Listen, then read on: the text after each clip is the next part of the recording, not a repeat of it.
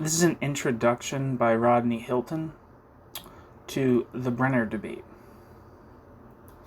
Robert Brenner's challenging article, Agrarian Class Structure and Economic Development in Pre-Industrial Europe, published in issue number 70 of Past and Present, initiated in February 1976, initiated a debate of intense interest not only to historians but to all concerned with the causes behind transitions between successive social formations. In some respects, it might be regarded as a continuation of that other well-known debate concerning the transition from feudalism to capitalism, which had been sparked off by the criticism by the American economist Paul Sweezy of the analysis given by Maurice Dobb in his Studies in the Development of Capitalism. That debate, however, which began in the American journal Science and Society in 1950, was largely conducted between Marxists, and although it undoubtedly had a resonance beyond them, it was inevitable that it should be seen as a debate within Marxism rather than one addressed to a wider public. This so-called transition debate is hardly referred to in the Brenner debate, even though there is considerable overlap in subject matter, and even though Brenner himself, in a critique of Paul Sweezy, André Gunderfrank, and Emmanuel Wallerstein, referred extensively to the transition debate in the pages of the New Left Review in 1977. Nevertheless, those interested by the discussion in the pages of this volume would find much of interest in the Dobb-Sweezy controversy. The responses to Brenner's article were of varying character. Since Brenner was attacking what he considered to be a form of demographic determinism in the interpretation of the development of the pre-industrial European agrarian economies, and to a lesser extent a commercial interpretation, some of the earliest responses were from historians whom he designated as, quote, neo-Malthusians, end quote. Whatever these historians may have said about the deficiencies or otherwise of Brenner's factual basis, the main conflict was between rival explanatory theories concerning historical development. This seems to have been the principal motivation behind the responses of M. Postan and John Hatcher, and of Emmanuel Leroy Ladurie. Another weighty theoretical critique of Brenner's thesis came, however, not from a neo-Malthusian, but from a severe critic of neo-Malthusianism, as Brenner himself. This was Guy Bois, whose then recently published Critique du feudalisme, a detailed study of the late medieval Normandy, had paid particular attention to population movements between the 13th and 16th centuries. Somewhat different reactions came from historians who did not concern themselves so much with overarching theoretical interpretations as with the factual underpinning of Brenner's argument. Patricia Croot and David Parker questioned Brenner's perception of agrarian structures and developments in early modern France and England. Heide Wunder expressed doubts about his appreciation of the agrarian histories of Western and Transalbian Germany. The remaining contributions were not in fact so locked into the argument with Brenner as were those historians already mentioned. My own essay was based on a lecture given in Germany in 1977 and was unrelated to the Brenner debate, but included in the symposium because of the relevance of its theme. J.P. Cooper's article, unrevised because of his death, was no doubt influenced by the debate, but was a development of his own particular interest in the economic and social history of early modern Europe. It would seem, too, that Arnost Klìma's article is similarly a development of his own preoccupation with the early history of Bohemian capitalism rather than a specific response to Brenner. As we have seen then, the contributions to the symposium relate to issues raised by Brenner, but in rather different ways. Brenner's long and comprehensive summing up brings together most of these rather disparate contributions, absorbing and synthesizing, and it must be said, giving no ground to his critics, as far as his original position is concerned. It would seem that the gap between the opponents has much more to do with their theoretical starting points than with the evidence adduced. Brenner has some justification in referring to neo-Malthusianism or demographic determinism as the prevailing orthodoxy in historical studies of pre-industrial economic development. This orthodoxy should not, of course, be regarded merely as something imposed by academic mandarins.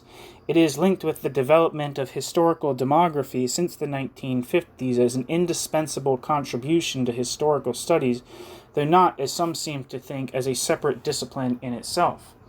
It is true that Postan, who could be regarded as an early standard bearer of this orthodoxy in medieval studies, hardly mentions Malthus in his many writings on medieval economic history. Nevertheless, he gives pride of place to population expansion and decline. His seminal contribution, as Brenner remarks in his first article, was in his report on medieval economic history to the 10th International Congress of Historical Sciences at Paris in 1950, in which he rejected inter alia a monetarist explanation of long-term price movements and firmly asserted the primacy of the demographic factor. It is interesting, however, that he confessed that his definition of the, quote, economic base, end quote, of society, quote, carries with it a certain early Marxist implication, end quote.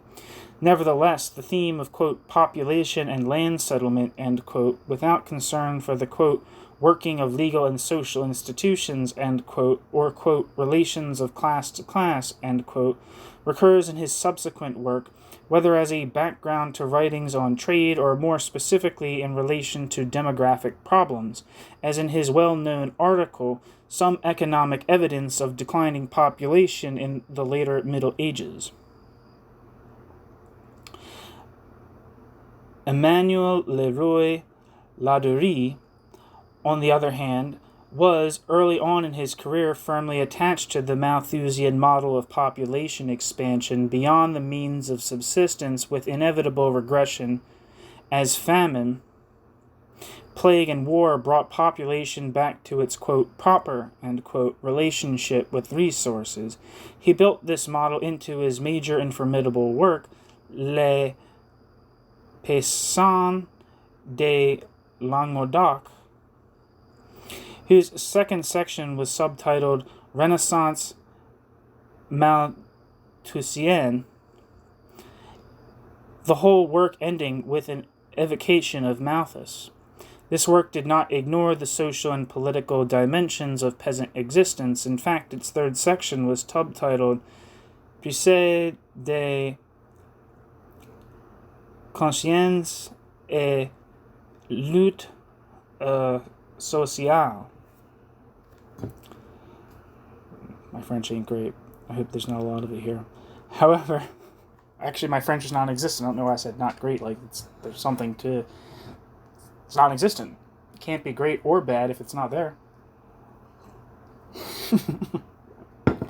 However, by the time of his inaugural lecture at Collège de France, the Histoire Immobile, in 1973, his Malthusianism was more pronounced. Quote, "It is in the economy, in social relations, and even more fundamentally in biological facts, rather than in the class struggle, that we must seek the motive force of history," end quote. And again, quote, "From the 14th to the 17th centuries inclusive, the economy is servant rather than master, led rather than leading. In the last analysis, it is meek enough before the great forces of life and death. And as for politics or the class struggle, their moment of power is still to come." End quote. It should not be assumed that Postan, at any rate, was totally hostile to Marxist historical interpretations. In spite of evident clashes of opinion, the Soviet historian E. A. Kosminski thanked him for his help to him at the Public Record Office and for introducing him to English historians.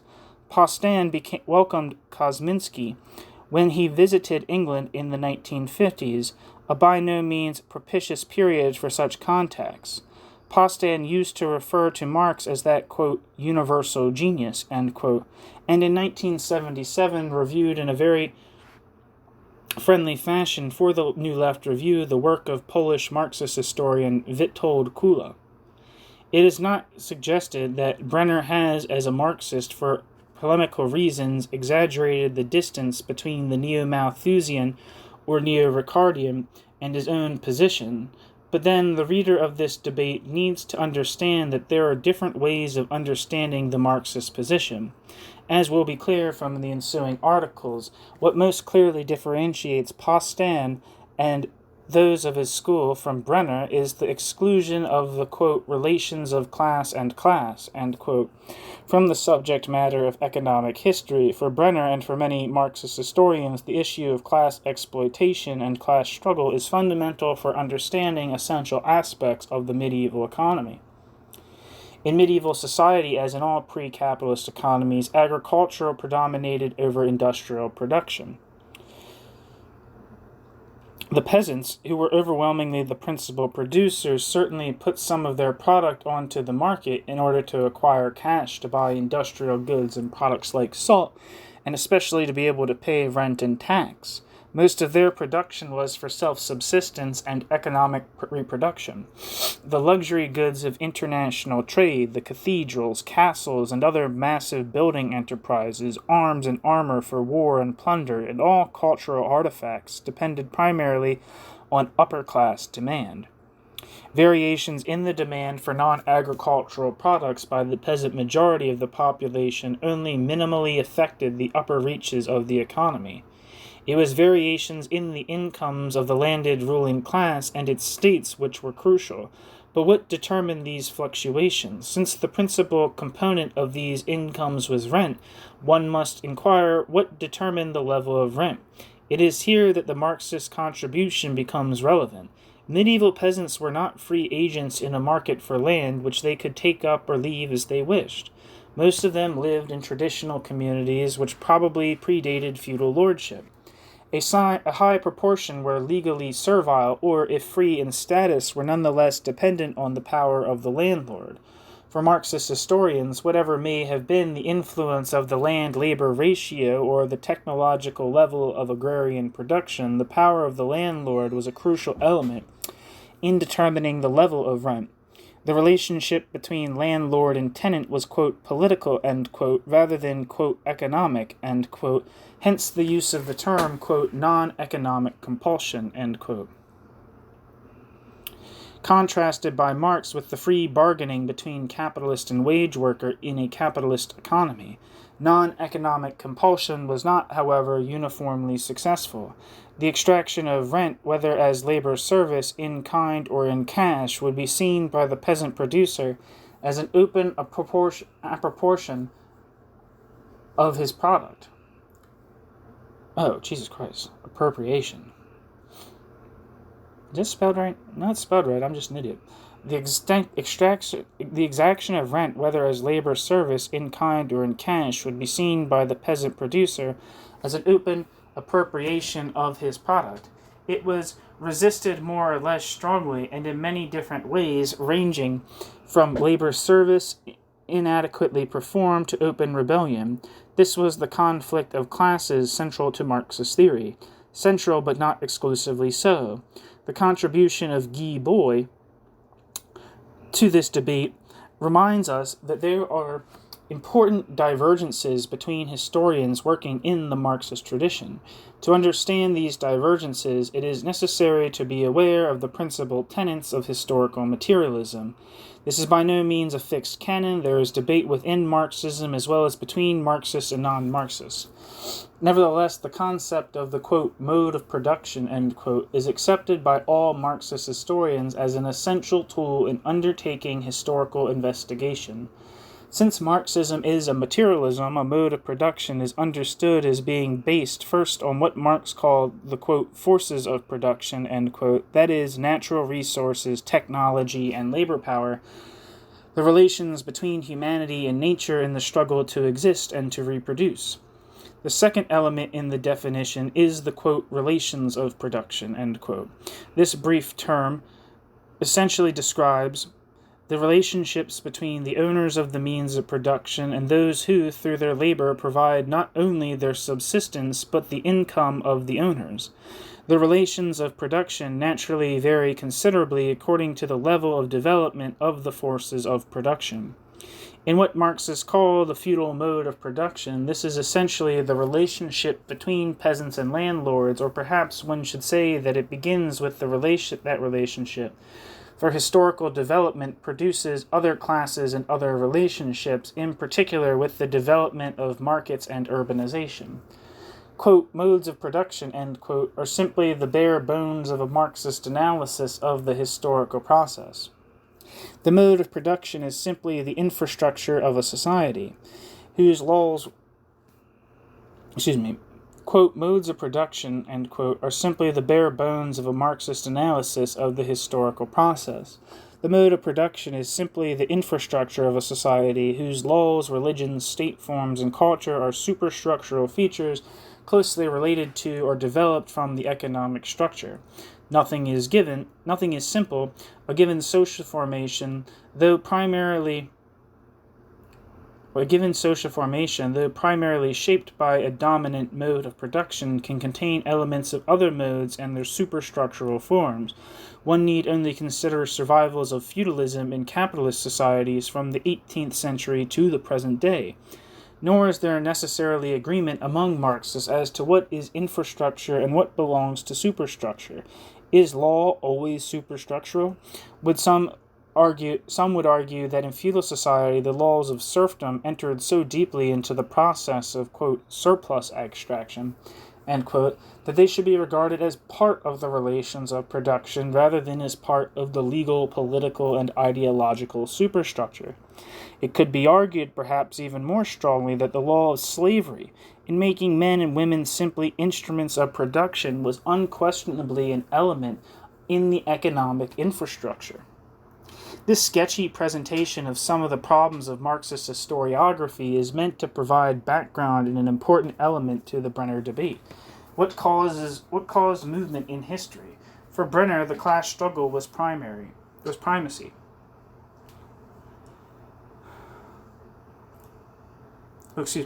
What caused movement in history? For Brenner, the class struggle has primacy, but his Marxist critics are aware that Marx himself, as well as many working in his intellectual domain, emphasized the developments in the forces of production. New technology, new means by which labor is organized, the economic success of new social classes come into conflict with the existing relations of production, and so, of course, with the legal, political, and ideological superstructure.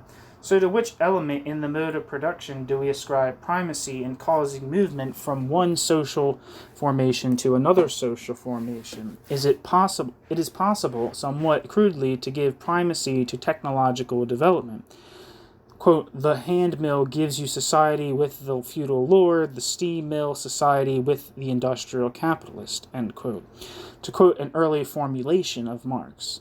But it is also clear that those who would give primacy to class conflict must recognize that, however crucial in feudal society was the determination of the ruling class incomes through the struggle over rent, this struggle by no means occurred in an unchanging context. In particular, as Maurice Dobbs suggested many years ago, the land-labor ratio is of crucial importance in a society where peasant production predominates. It can hardly be doubted that the conflict over rent will result in different outcomes where there is an abundance of land and a shortage of tenants as compared with the situation characteristic of Western Europe around 1300, and where land was overoccupied to such a degree that with a shortage of pasture and an overcrowding of infertile arable, the productivity of agriculture was severely reduced. These contradictions cannot be understood without appreciating that labor power is crucially affected by essential elements in the demographic profile of a society: birth, fertility, and mortality.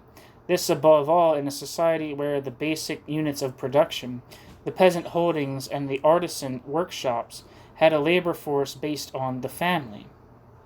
Brenner, as will be perceived by readers of the debate, strongly emphasizes the class struggle rather than developments in the forces of production as being the determinant of the various historical developments in the countries of late medieval and early modern Europe. This leads, among other things, to the conclusion that a successful struggle by peasants to protect the integrity of the tenancy of their holdings led to a sort of historical regression. This was because small-scale production was by its nature incapable of technological innovation, and that this had to be left to proto-capitalist landowners and well-to-do yeomen who would lay the basis for fully fledged capitalist agriculture. Whether small-scale agricultural production was incapable of innovation is a matter for debate, not only among historians, but also among those concerned with surviving modern, especially third-world peasantries. One might suggest that the question is not necessarily blocked by the fact that England, pioneer of industrial capitalism, did happen to develop, to bring with an agrarian capitalism. One might suggest that the question is not necessarily blocked by the fact that England, pioneer of industrial capitalism, did happen to develop, to begin with, an agrarian capitalism based on the destruction of the peasantry. As has been indicated, there are Marxist historians who, without denying the importance of class conflict in feudal society, lay more emphasis than does Brenner on economic factors, which in Marxist terminology would privilege the, quote, forces of production, end quote, rather than the, quote, relations of production, end quote. Some of them, in fact, see an inner logic in the feudal mode of production analogous to an argument of Marx about modern capitalist development which was not linked to class conflict. Marx suggested that capitalist technological progress in large-scale factory production brought about a changing organic composition of capital, an increase in the amount of capital invested in machinery and raw materials as against labor power, a falling rate of profit in periodic crises of overproduction. Both Bois and Klìma lay stress, though inevitably in different ways, on a structural contradiction within feudalism between large-scale feudal land ownership and the small-holding peasant unit of production. In medieval feudalism, there was a long-term fall in the rate of feudal levy, beginning, according to Bois, during the expansion phase, when increasing numbers of peasant families were forced into the subclass of smallholders without adequate subsistence. This economic logic was by no means identical to that perceived by Marx in capitalist production, but it was not at any rate totally determined by the conflict between lord and peasant at the political level in Brenner's meaning of the term. It may be of interest that the divergence between Marxists who particularly emphasize the role of class conflict and those who rather look at the whole mode of production without privileging the class struggle is not peculiar to this debate. It has, for instance, arisen in discussions among French Marxist historians concerning the crisis of the ancient world. Some accept a view also held by some non-Marxists that the mode of production based on slavery was becoming less and less profitable because of the shortage of slaves and because of the technological backwardness which was a legacy of reliance on cheap slave labor. Others insist that ancient slavery was itself profitable provided that the control of slave labor could be assured, that this failed because of the increasing success of slave rebellions in the later Roman Empire. Those emphasizing class struggle accuse their Marxist critics of, quote, economism, end quote. And these in turn accuse their opponents of, quote, politicism, end quote. It goes without saying, of course, that each tendency denies the overemphasis of which it is accused. In the same way, the neo-Malthusians deny that they neglect social structure, class divisions, and the realities of exploitation. The reader of this volume will have plenty of opportunity to judge these matters and to retread the paths cleared by Robert Brenner and his critics.